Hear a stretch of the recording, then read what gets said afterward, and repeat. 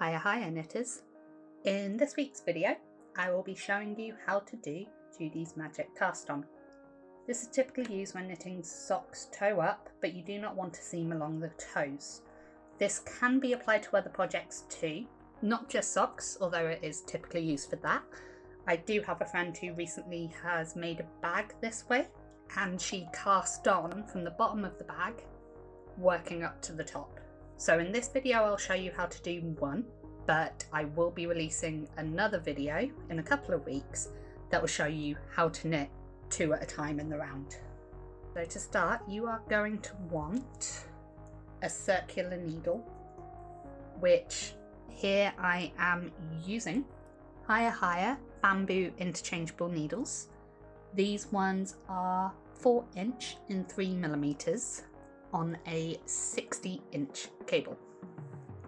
Now, I wouldn't recommend for something small like socks or just one project to have a cable this long, but for the sake of showing you guys how Magic Loop and Judy's Magic Cast On works, I've gone for a longer one so it's easier to show. I would recommend just for socks, I believe I usually use a 30-32" cable, but it's up to you what you want to use. I have also got a cake of yarn. This is left over from a couple of projects I have recently made. This is from a mystery yarn pack that Dina's Home of Crafts did a couple of months ago, and this one was for Valentine's Day. It came with a lovely little heart stitch marker, and she is one of our lovely retailers who also produced a couple of videos for this channel, so if you look back in our history you'll be able to see them there. To start, you are going to want to make a slip knot with a little bit of a tail. This is probably a little bit too much, but I prefer having a longer tail just in case I make a mistake. But you only need a little one for, say, a sock. And you want to pop that over a needle, if it'll let me. Now, a lot of this is about how you hold your needles in yarn. So we want that slip knot on the top needle, and you want to hold your bottom needle like so, just here. Now you've got two strands of yarn. One is your tail and one is your working yarn, and you want to hold these so the tail is at the top and the working yarn is at the bottom. This can be a bit fiddly. Once you get the hang of it, it's really easy to work with. So I hold mine like this, and you can either move the needles to do this or you can move your hands, it's up to you, but I'll just show you first. So this slip knot just here is your first stitch, and to make your second stitch, what you need to remember to do this is top goes on bottom, bottom goes on top. So I am going to move those needles up there and make it so that yarn goes in between the two of them and wraps like so. And that is one stitch on both needles. Now to make my second stitch on the top needle, I'm going to bring this pair down, wrap the yarn around so it goes through the middle like so, and then I've got a second stitch. You want to keep doing this. Keep it tight, but not too tight, if not that will come back to bite you later, until you have your desired amount of stitches. Just remember, if you're not sure, if you lose track, you're not sure how many you're up to, say if I've got 4 stitches here, I know I need my next stitch on the bottom one, and if you've got an even amount of stitches, top one. So I'm just going to cast on 10 on each needle. It's typical for a standard sock. Whoop. And if you drop your yarn like I just did, tail goes at the top, working yarn at the bottom. So how many am I up to? That's 7. So 8. Woohoo. 8, 9, 9, 10, 10. Hopefully you can see there what this has done. It's created 2 cast-ons. Flip it over. This is the wrong side. You can see all those little pearl stitches. But the idea of the seamless cast-on is you won't have the bump that usually comes from sewing up work to finish it. So we've done this. What we need to do is rotate this over to this hand. And be sure not to muddle up your tail and start knitting using your tail. And what I'm going to do is pull out this bottom needle.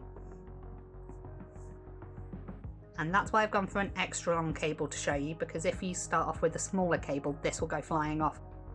So to make this nice and neat, put that nice and tight, and you want to wrap your tail yarn around your working yarn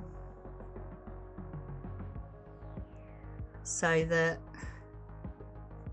it keeps it nice and neat and you don't have a baggy cast on. I'm just going to hold that back there so I don't work into it. And now for your first row, you just want to knit as normal. And if it does get a bit baggy, just keep tugging on that tail yarn to tighten it up. So I've done 1 stitch. Just to tighten that up, I'm just going to do it so you can see. Just pull those nice and tight. Continue trying to knit in the round like so, and you can use this if you're, like I said before, a bag is a perfect example. If you are only doing 1 sock at a time, if say you've got striping yarn and you want them to match, just do this like normal.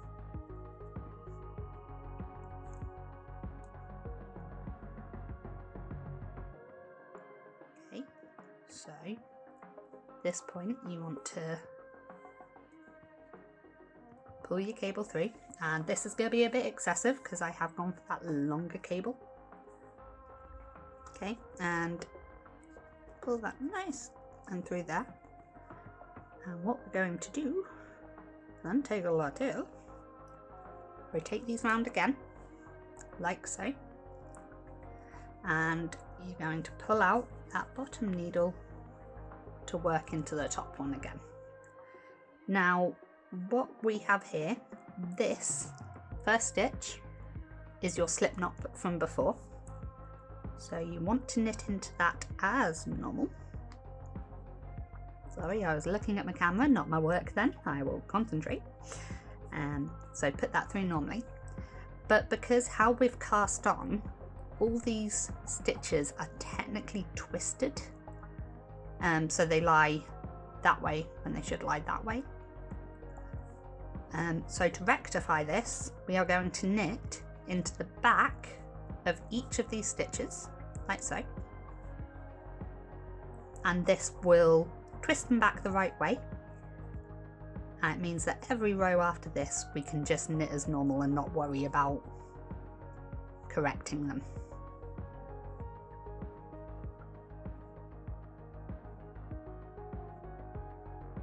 So, there you go. I'm just going to pull that cable through again. Whee! Right, and there you go. So hopefully you can see here, they are 2 opposite working rows of stitches, and in the middle of these V's is the seam. So if I flick that over the wrong way, you can see it's all purl. So this is the wrong side, this is the right side.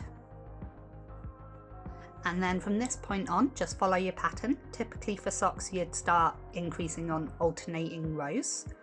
But yeah, that's how to do Judy's magic cast on.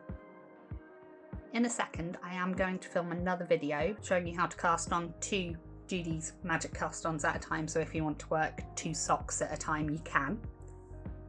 Look out for that, should be coming out in a couple of weeks' time. But for now, hopefully this will get you started and understanding how this works. As ever, please like and comment below if you enjoyed this video. Don't forget to subscribe for your usual updates from the world of HiyaHiya Europe. If you are a customer looking at purchasing some of the items I used in this video, there will be a link to all of our registered stockists below. And if you are a retailer looking at stocking HiyaHiya supplies, there will also be a link to registration for you below. That's it for this week, and until next time, happy knitting!